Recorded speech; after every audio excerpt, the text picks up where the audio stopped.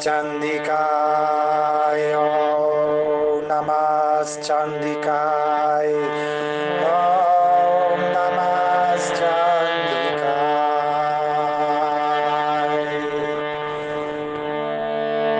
Jaya Jagadambe, Jai Ma Durga. Om Jaya Jagadambe,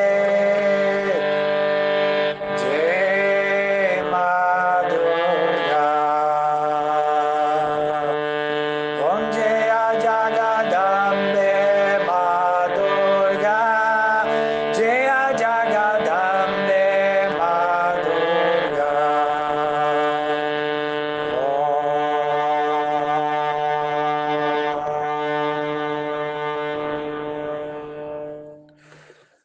Jaya Radhe. Então nós estamos lendo o Chandi Patha, capítulo 4.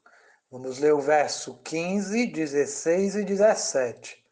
Estamos lendo as orações dos deuses aos pés de lótus da Mãe Divina, da Mãe do Universo. Então, no verso 15, eles estão dizendo: ó vós que sois a outorgadora de todo o bem-estar, aqueles com quem vós estáis satisfeitas são certamente respeitados em seu país. Eles são dotados com bem-estar e seus atos de sabedoria e harmonia não perecem. Eles são abençoados com a devoção de seus filhos, esposa e servos. Por vossa graça, ó Deusa, as almas meritórias executam todo dia todas as ações da disciplina espiritual e conduta correta, com a maior fé e devoção, e assim alcançam a percepção celestial.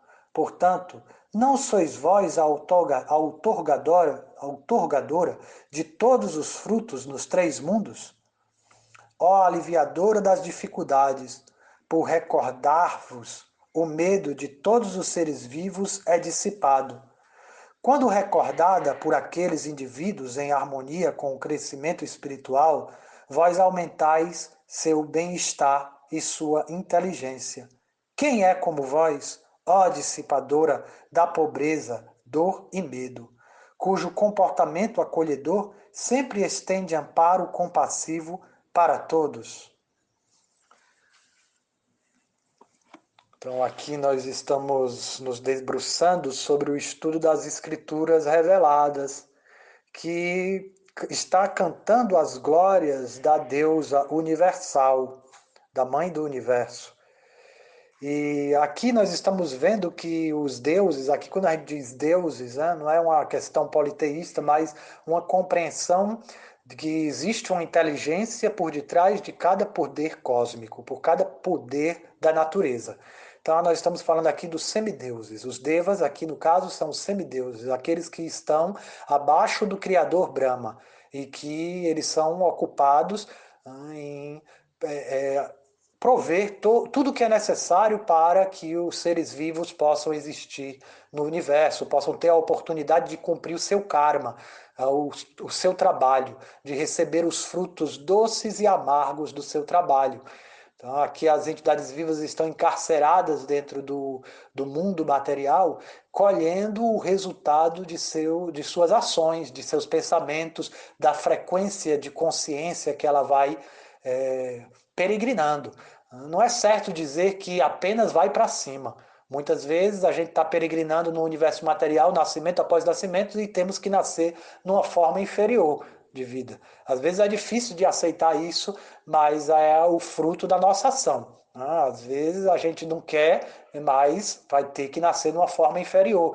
Então, o crescimento espiritual ele vai ser dado a partir da compreensão do resultado do nosso trabalho. A gente vai entender que fazendo coisas boas vamos ter coisas boas, fazendo coisas ruins temos coisas ruins, mas mesmo quando a gente só faz coisa boa, a gente está exposto a fazer atividades de iniquidade, atividades egoístas que estão... A gente passa por tanta situação na vida, às vezes uma situação nos coloca a fazer algo contra o Dharma, a fazer algo contra os princípios religiosos, contra os princípios de ética, de boa conduta. Né? Então, esse mundo material ele é um perigoso, muito perigoso. Então, aqui a gente muitas vezes é levado a querer conquistas terrenas, né? Ter prosperidade, ter abundância no nosso trabalho, no resultado do nosso trabalho, mas às vezes não acontece isso, né? Por conta das nossas próprias atitudes, por conta dos nossos próprios frequências de consciência, das situações que se apresentam e a gente tem que tomar decisões que vão de encontro ao nosso próprio bem-estar. Porque quando a gente faz alguma coisa contra alguém, isso vai voltar contra nós, né?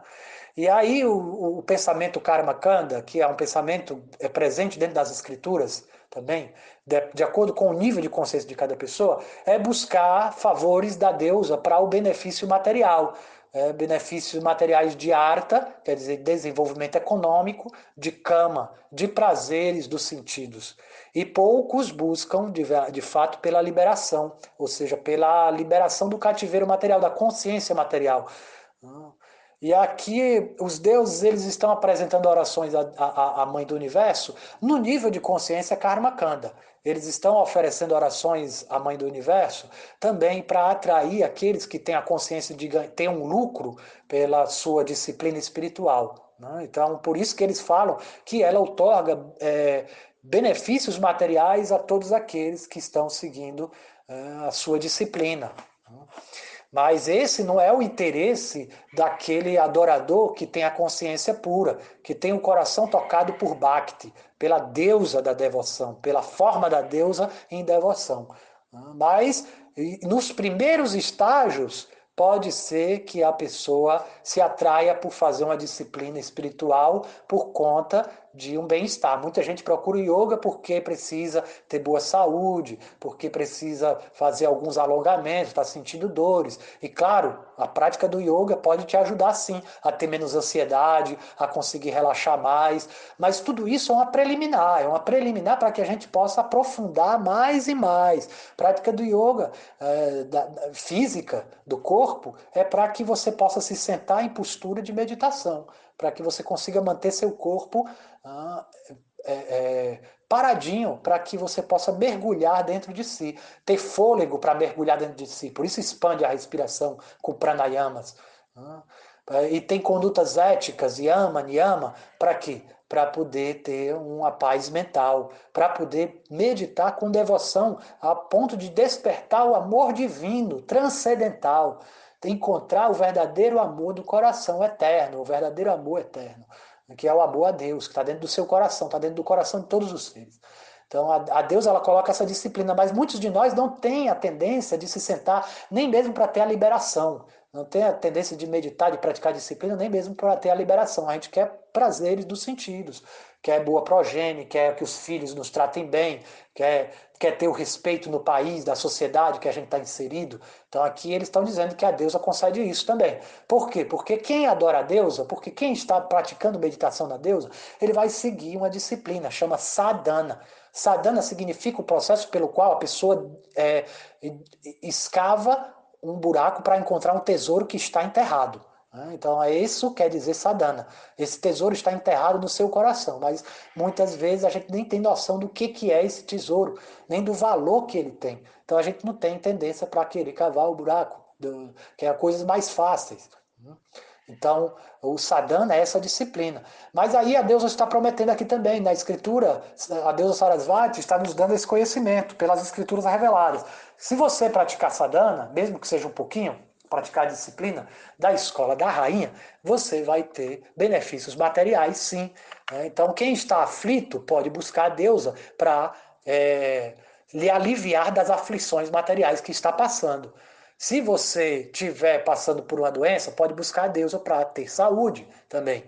Se você está sendo desrespeitado, não está tendo o valor que merece, pode buscar o sadhana da deusa também para ter esse benefício de ser respeitado, de ter fama.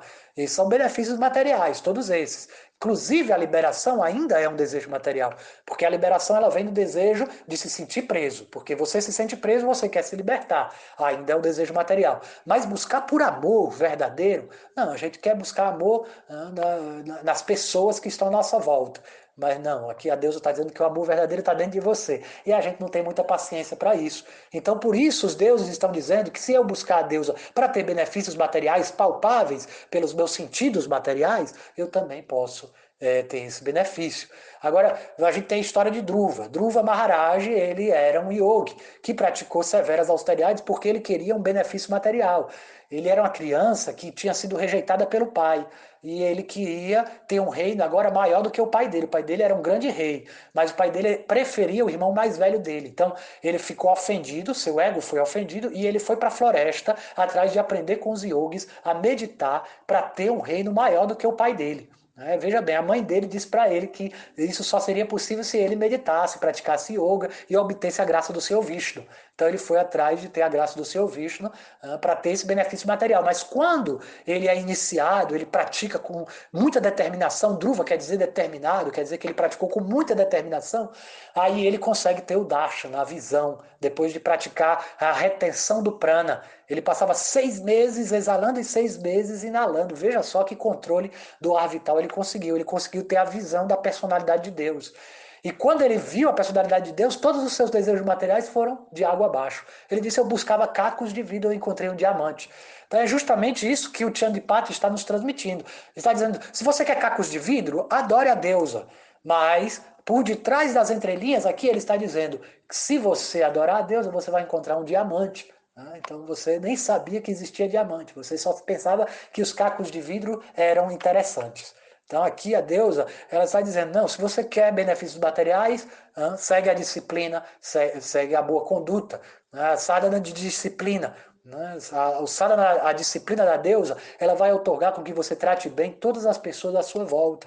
E isso vai voltar para você. E aí você vai ter um bom karma. Mas o devoto verdadeiro, ele não vai considerar que o resultado do seu trabalho é um bom karma, nem vai fazer uma boa ação pensando no resultado dela.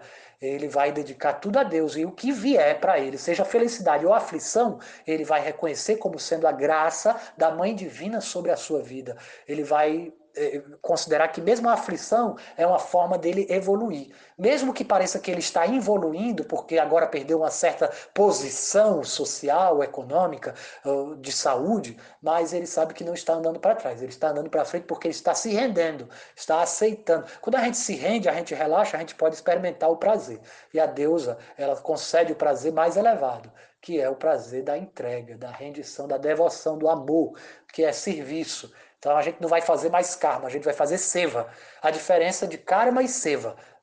Karma quer dizer ação, e seva também quer dizer ação. Só que karma quer dizer uma ação fruitiva, e seva quer dizer uma ação por amor, um serviço que eu presto por amor.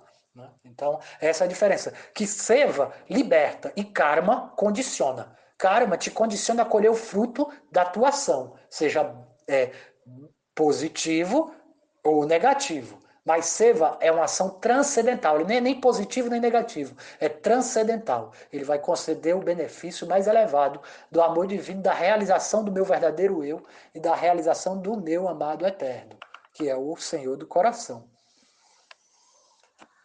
Jaya Shri Radhe.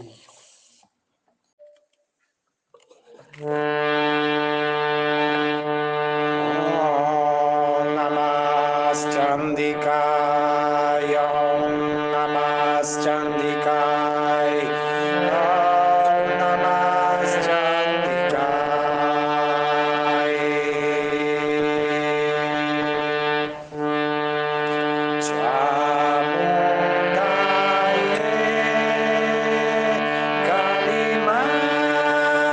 Chamundaye Kalima, Kalima,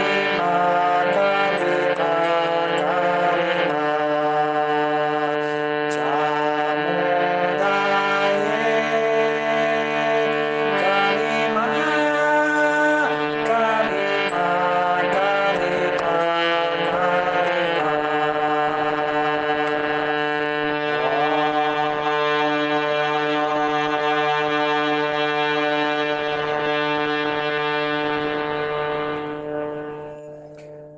Lendo Chandipata, capítulo 4, estamos no verso 18, vamos ler o 18, 19 e o 20.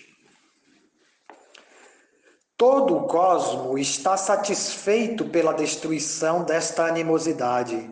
Ainda que estes imprudentes seres tenham cometido pecados suficientes para garantir um sofrimento infinito no inferno, ainda assim, deixai-os alcançarem o reino do céu por encontrarem sua morte na batalha contra mim.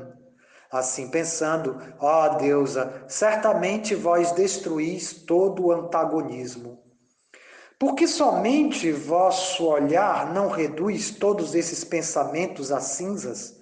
Então, sendo purificados pelas armas destes pensamentos, podem ser elevados aos mais elevados mundos.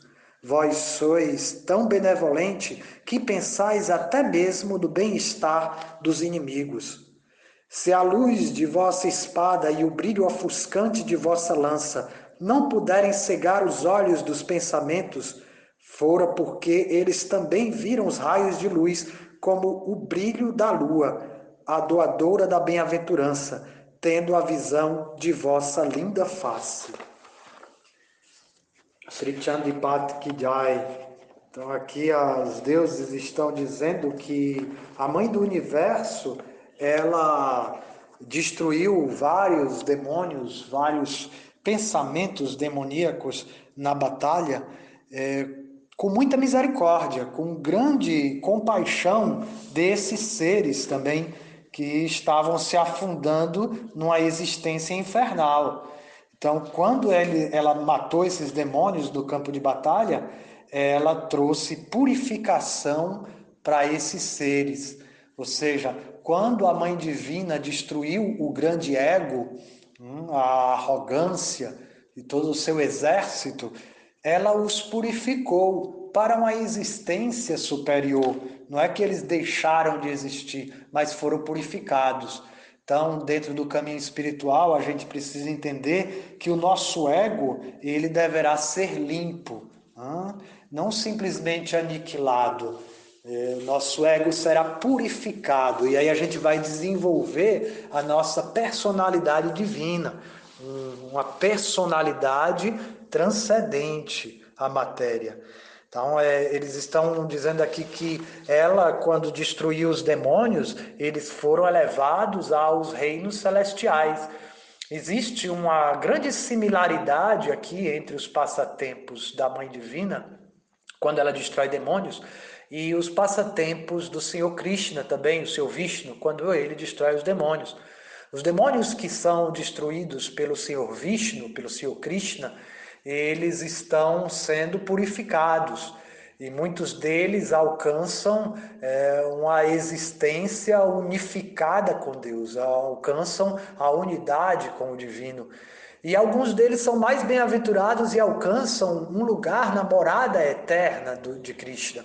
Assim, a gente teve a demônia Putana, né? Nós estamos nos aproximando do nascimento de Krishna.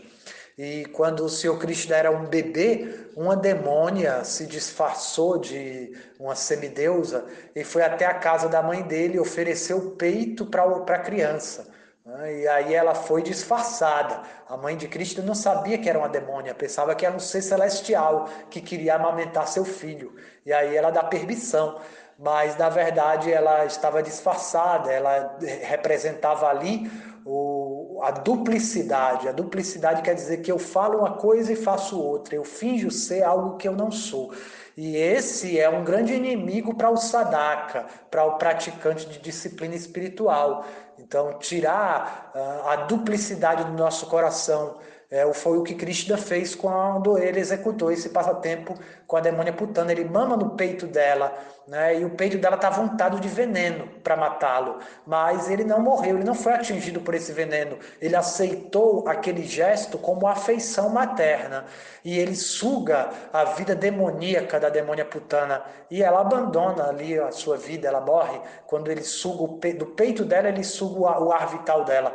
Mas ele concede a ela, essa demônia alcançou uma residência na morada eterna de Krishna, que está além da criação, da manutenção e da aniquilação desse mundo material, que está além dos atos voltados por desejos egoístas de conquistar anseios e desejos ilimitados aqui desse plano material. Ela alcançou uma morada no reino transcendental de pura afeição, uma posição como a mãe de Krishna. Então ele purificou aquela demônia para alcançar a posição de ser uma mãe dele, uma ama de leite dele.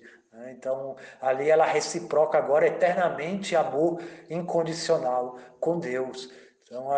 Então, esses passatempos, eles nos mostram que nossas tendências pecaminosas, as nossas más qualidades, elas podem ser purificadas com as boas qualidades da Mãe Divina. Então ele fala aqui, por que esses demônios eles não são mortos pela Mãe Divina, simplesmente sendo fulminados pelo seu olhar? Então eles vão ser purificados pelas armas da Mãe Divina, e ela traz aí as suas armas como suas divinas virtudes. Então a gente tem aí a machadinha das boas ações. Nós temos o búzio das vibrações. O búzio é uma arma de guerra que anuncia a batalha. Ela sopra esse búzio e começa a trazer vibrações positivas. Então ela tem o arco da determinação, o lótus da paz. Todas essas armas, elas purificam a vaidade, a autodepreciação, muito e o pouco, o boca suja, aquele que blasfema os poderes do divino, aquele que blasfema a vida. Então tudo isso é purificado aí, pelo cetro da articulação, a flecha da boa linguagem. O boca suja é purificado pela a flecha da boa linguagem. Então todas as nossas tendências, elas serão purificadas. Os nossos pensamentos, eles podem ser purificados pelas divinas virtudes da Mãe Divina. Então, aqui existe um significado para essa batalha da Mãe do Universo contra esse exército de pensamentos, esses demônios que usurparam o reino dos deuses, dos semideuses. A gente sabe que o mundo material, ele é um lugar de nascimentos e mortes, seja no plano celestial, seja no plano terrestre. Aqui no universo material nós temos os reinos onde habitam os semideuses, onde habitam os seres humanos também, os planetas onde habitam os seres humanos, onde habitam os seres demoníacos também. Então, aqui o mundo material ele tem várias esferas de existência. E aqui a Mãe do Universo ela está purificando esses pensamentos para os reinos celestiais. Ela não está concedendo aqui a liberação do cativeiro material para eles, mas está elevando a vibração deles. Então, assim, a gente entende que a Mahashakti, a deusa Durga, ela é a própria energia material, que é uma energia de Deus, de Bhagavan, que está além da energia material, que está além desse mundo material. Então, mas como é uma energia dele, uma Shakti dele, ela também é ele. Então, também é uma forma dele. Então, não existe diferença entre Shakti e Shaktiman, a energia e o energético. Então, Deus ele se manifesta de diferentes formas e diferentes graus. E ele se manifesta também como esse mundo material, como a deusa Durga, como a deusa Kali. Mas ela também tem uma outra forma no plano transcendente, que é a forma de Yoga Maya, que permeia os passatempos do Senhor, de Deus, que está além da criação material. Ela também ali controla, ela é a diretora desses passatempos. Então, como diretora dos passatempos divinos, ela também atua aqui no mundo material como uma deusa divina que purifica as nossas más tendências. Então, é isso que os deuses estão dizendo. Se a luz da vossa espada e o brilho ofuscante de vossa lança não puderam cegar os pensamentos, ou seja, quando eles estavam na batalha, só simplesmente por ver as armas delas, eles não se cegaram, foi pela sua face radiante de bem-aventurança eterna. Então, a Mãe Divina ela tem uma face radiante como a lua cheia, porque ela vem de um mundo transcendente. Apesar dela ser a própria forma da matéria, ela é uma Shakti de Bhagavan, ela é uma Shakti divina do plano transcendente. Então, ao ver a face dela, todos são tomados de bem-aventurança. Então, aqui eles estão descrevendo a natureza dela como divina. Apesar dela ser a manifestação da natureza material, ela também tem uma manifestação divina. Então, esse rosto sorridente dela emana a existência de puro amor que existe além da matéria, além do plano da dualidade. De quem vê a diferença entre matéria e espírito é quem está no plano da dualidade, é quem está no plano material. Porque quem está no plano espiritual vê que existe a unidade na diversidade. Então a Mãe Divina ela traz essa bem-aventurança na sua face radiante. Por isso que os demônios eles não foram mortos simplesmente por ver as lanças, o arco da Mãe Divina. Eles aceitaram ali, conseguiram manter a vida deles porque eles estavam vendo a face radiante da Mãe Divina, que traz todos os passatempos amorosos do Divino na sua própria face. Então, assim, eles puderam manter seu ar vital e conseguiram lutar contra ela, e sendo mortos nesse campo de batalha, foram elevados à plataforma celestial, a plataforma de purificação do seu ser, e foram bem ocupados, porque eles foram ocupados na batalha contra a Mãe Divina, divertindo ela também, porque quando eles lutaram contra ela, ela se divertiu, e por se divertir com os pensamentos, com esses demônios, eles foram purificados, eles foram ocupados a serviço dela, e sendo ocupados a serviço delas, foram elevados à plataforma dos deuses. Tá? Então eles foram purificados. Então todas as nossas tendências, nossas más tendências, são purificadas quando entra em contrato com a Mãe Divina, com a Mãe do Universo. Jai Shri Radhi. Om Namah Chandikaya, Om Namah Chandikaya, Om Namah Chandikaya.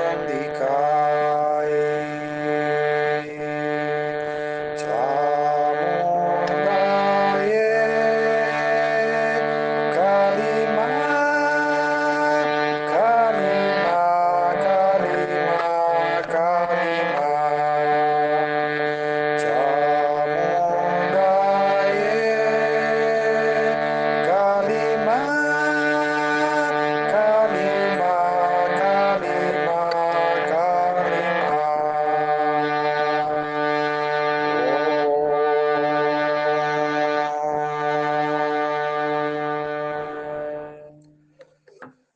Chandipat, capítulo 4, verso 21. Ó deusa, vossa inclinação é erradicar a conduta falha do pecaminoso. Com a visão de vossa forma, nenhum outro conceito pode ser contemplado, pois nenhum similar existe. Por isso, vossa energia e coragem em matar esses pensamentos que estavam destruindo o poder dos deuses. Deste modo, vós manifestais vossa compaixão pelos inimigos. A forma da Mãe Divina, ela não é uma forma material criada, não é apenas um arquétipo pelo qual os aspirantes possam se identificar para trilhar essa batalha contra seus pensamentos. A forma da Mãe Divina é uma chave para adentrar nos níveis profundos da meditação. Então, a forma da deusa Durga com suas armas, ela purifica nossa mente das más tendências. Ao se meditar na forma da Mãe Divina, o devoto ele se torna protegido pelas armas dela. A forma dela, como sendo, estamos falando de algo absoluto, não é algo material, assim. É algo que realmente é absoluto, ela está presente em toda parte.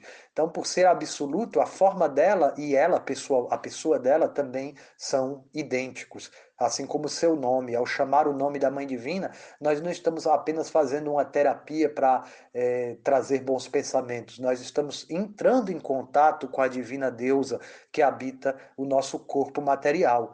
A forma da Shakti, ela se manifesta aqui nesse mundo na forma dos três modos da natureza material.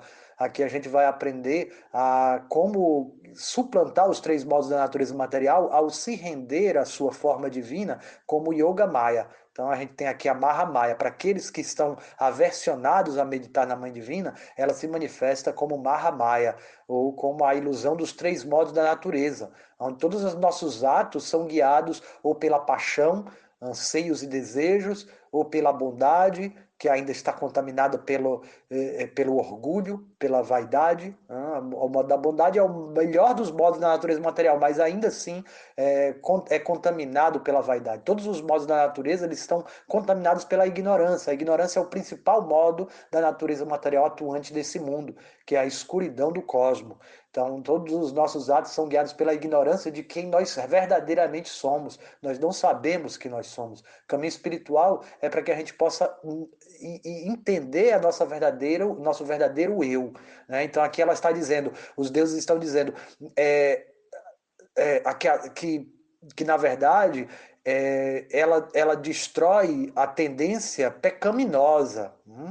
Então, ela vai libertar o nosso ego do falso conceito de eu e meu, e vai mostrar que o verdadeiro ego é aquele que se dedica ao caminho do amor, ao caminho do se doar. Então, simplesmente ela está. A inclinação da Mãe Divina é erradicar a conduta falha do pecaminoso, não é erradicar o pecaminoso. Né? Então, cada um de nós temos nossos pecados, mas aqui ela está dizendo que ela vai purificar. Então, não vai erradicar o ego simplesmente, ela vai purificá-lo. Então, aí você acaba alcançando uma forma similar da Mãe Divina. Assim como ela tem uma personalidade, o devoto também desenvolve a personalidade divina. Né? Então, ele também desenvolve uma forma espiritual, a qual é eterna, a qual é uma manifestação do Espírito Supremo. Então, essa forma ela vai ser desperta no decorrer do sadhana. No decorrer da prática espiritual, o devoto ele vai desenvolvendo uma identificação com o personagem do divino, com o personagem divino. Então ele vai desenvolver também uma forma transcendental, assim como a Mãe Divina tem a forma transcendental dela de Yoga Maya, o devoto ele também vai desenvolver uma forma adequada para ser influenciada por Yoga Maya, não pelos modos da natureza material, mas pela energia interna de Deus. Ó deusa, otorgadora dos desejos, com o que pode vosso valor ser comparado? Vós causais medo aos inimigos com vossa beleza excessiva. Onde está uma forma acima de vossa própria? Amabilidade no coração e severidade na batalha. Em todos os três mundos, essas duas só podem ser vistas em vós. Então, ao mesmo tempo que a Mãe Divina é amável de coração, ela é muito severa na hora da batalha. Então, o devoto, ele vai desenvolver essas qualidades. Assim, ele vai ser muito amável de coração, o coração muito manso, mas na hora de travar a batalha contra seus próprios pensamentos, ele vai ser muito estrito, muito severo. Então, um dos princípios do devoto é que ele é tolerante com os outros e estrito, severo consigo mesmo. Então ele vai estar sempre prescutando seus pensamentos para poder limpar a sua mente das influências negativas dos maus pensamentos. Matando esses inimigos, vós protegeis todos os três mundos. Por agonizarem na batalha, esses inimigos alcançaram o céu, e vós dissipais todos os nossos medos dos pensamentos. Nós nos curvamos a vós. Então, os pensamentos eles nos afastam do nosso verdadeiro eu. Por isso que os demônios aqui eles são comparados aos pensamentos. Cada pensamento, na verdade, é um espírito que está nos influenciando, né? Mas não deixa de ser eu mesmo. Então, porque estou identificado com eles, eu considero tal qual o meu eu, os pensamentos. Mas o pensamento é o que me prende nesse mundo, é o que me afasta da presença. Os pensamentos, eles estão ou do futuro ou do passado. O presente, aqui agora, é o testemunho. Então, eu aprendo a testemunhar, eu aprendo a me identificar com o divino no aqui e agora, sem esperar nada em troca. Então, eu fico na ação do presente. E com a ação do presente, eu me conecto com o eterno. Então eu transcendo essas dualidades dos pensamentos. Então ele está dizendo que a Mãe Divina, a forma da Mãe Divina, nos libertou do medo dos pensamentos. Porque aí eu doutrino o pensamento ao fixar meu pensamento na forma da Mãe Divina. Parar o pensamento é impossível. Mas se eu pensar na forma da Mãe Divina, nas suas qualidades, nas suas armas, então facilmente meus pensamentos serão controlados. Ó deusa, protegei-nos com vosso arpão, Mãe do universo, protegei-nos com vossa espada, protegei-nos com o som de vosso sino e protegei-nos com o vibrar de vosso arco retesado. Então, o devoto que tem um altar na sua casa, é bom ter um sino para fazer suas oferendas, para acender seu incenso, tocar o sino, que invoca o som auspicioso da chegada da Mãe Divina. Anuncia a chegada no nosso coração. Então, são sons que vão nos conectando com a presença da deusa na nossa meditação, na nossa prática de sadhana. Então, aqui começa um kavacha, uma oração de proteção, onde a gente vai invocar a presença da Mãe Divina em todas as direções. Protegei-nos no leste, protegei-nos no oeste, ó vós que dilacerai os pensamentos, protegei-nos no sul, assim girai vosso arpão e protegei-nos no norte. Nos três mundos existem formas de vossa delicada beleza e outras extraordinariamente assustadoras que são concebidas. Com todas elas, protegei-nos e protegei o mundo inteiro. Então aqui a gente está fazendo uma oração de proteção à Mãe Divina, trazendo a presença dela em todas as direções do nosso pensamento.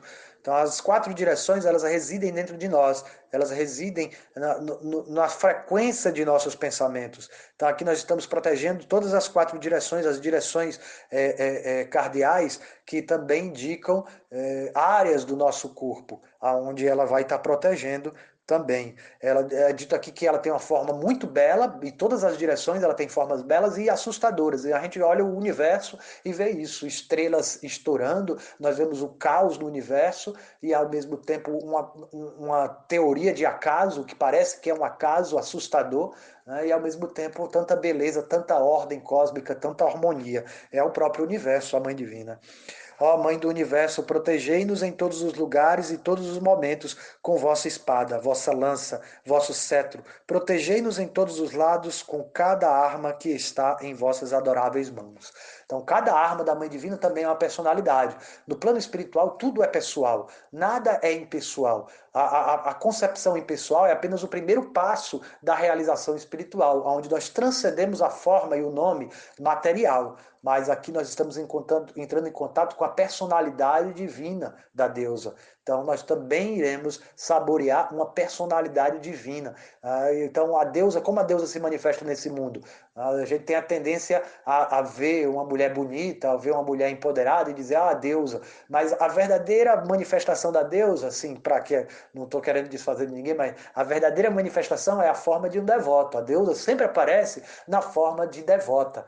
Então, o caráter do devoto é a tolerância, a equanimidade, o estar livre da inveja, estar livre dos medos, então a segurança, a fé inabalável, tudo isso são características da deusa encarnada que aparece na forma de seus devotos. Jaya Shri Radhe. O Namaschandikai, O Namaschandikai, O Namaschandikai. Então nós estamos lendo o Chandipatai, retomando a nossa leitura, que havíamos interrompido nesses festejos do nascimento de Krishna, e aí a gente teve os nossos estudos aí aprofundando a compreensão de que a deusa Durga, ela é na verdade a irmã do Senhor Krishna, nascida do ventre da mãe dele, da mãe Yashoda. Ela deu à luz a menina Durga, né? Então a deusa Durga apareceu como filha de Yashoda e Nanda Maharaj, igual a Krishna. O Senhor Krishna também é filho de Yashoda e Nanda Maharaj, a casa da prosperidade e da alegria. Então aqui nós estamos lendo ainda a conversa da deusa com os deuses. Os semideuses oraram a mãe do universo para salvá-los, e aqui eles estão fazendo orações após ela ter derrotado os grandes inimigos da virtude, os maus pensamentos, o exército de pensamentos. Rishi Uvacha, o Rishi disse: assim, os deuses cantaram louvor à Criadora do universo perceptível e a adoraram com flores e perfumes, entre outros itens, no jardim da satisfação. Quando todos, unidos na mais completa e divina devoção, ofereceram incensos, fragrâncias e alimentos, curvaram-se respeitosamente à deusa e, com a fisionomia serena, ela lhes falou: Então, após ouvir a oração dos devas, a Mãe Divina vai falar com eles agora. Devi Uvacha, a deusa disse, eu lhes concederei a realização de seus desejos. Os deuses disseram, a Imperatriz Suprema realizou todos os nossos desejos e não há nada que ficou por fazer. Nosso inimigo, o grande ego, que é o demônio chamado Mahishasura, traduzido aqui como grande ego, foi morto. Então os deuses estão agradecendo a ela porque ela salvou o império dos devas, do reino celestial, as forças da natureza, né, novamente voltaram ao controle, ao domínio da paz, da harmonia do universo. Estava sendo controlado por forças demoníacas. Então aqui eles estão agradecendo que o exército de pensamentos não conseguiu fazer sucumbir à felicidade do eu verdadeiro. Então agora o eu verdadeiro poderá ser entronado. Ela tirou o grande ego. Ó grande vidente de tudo, além disso, vós desejais conceder-nos uma dádiva? Então, sempre que nós a relembrarmos neste momento, concedei-nos visão intuitiva e removei nossas aflições. Então eles estão pedindo que você já fez tudo, já nos libertou de todos o exército de pensamentos. E se você quiser fazer mais alguma coisa por nós, então nos abençoe para que sempre que nós recordarmos a sua forma, a sua divina forma, então nesse momento nós sejamos dotados de visão intuitiva. Ou seja, esteja conectado com você através da minha intuição, que eu confie, que eu esteja alinhado com a voz da minha intuição. A prática do yoga é isso, é a gente se sentar e chegar pertinho da Mãe Divina, conversar com ela, entender o que ela está querendo me dizer através da minha intuição, confiar na minha conexão que eu tenho com Deus. Deus está dentro de mim, então eu posso ouvir se eu silenciar os pensamentos. Então, eles pediram isso, para que sempre que a gente lembre da sua forma, então, essa é a bênção que o Chandipat está dando para o seu recitador e a sua audiência. Ele está dando essa bênção de que, ao recordar a Mãe Divina, eu estarei apto a identificar a voz da minha intuição com confiança, sem dúvida, porque a dúvida é o medo, é a incerteza.